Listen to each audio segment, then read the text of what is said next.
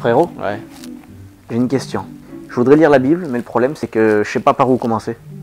Bah, c'est facile mon cousin, tu fais comme tous les livres, tu commences par la première page. Aïe aïe aïe aïe aïe, moi c'est pas trop le conseil que j'aurais donné. Enfin je parle simplement de ma petite expérience, mais la Bible c'est pas un livre comme tous les autres. Et parfois de commencer par la première page, c'est-à-dire par la Genèse, ça peut en décourager plus d'un. Je vais te donner mes conseils, après tu es libre de faire comme tu veux. C'est parti. Alors conseil numéro 1, commence par le Nouveau Testament.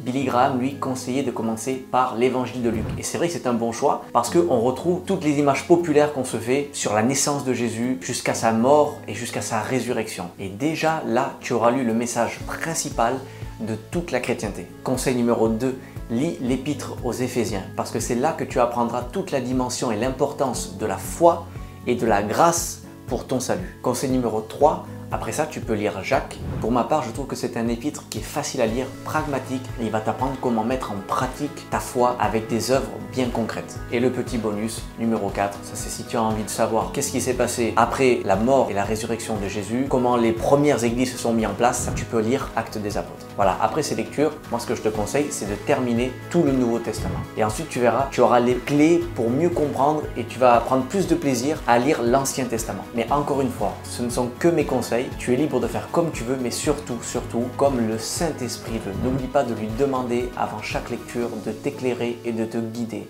Sois béni.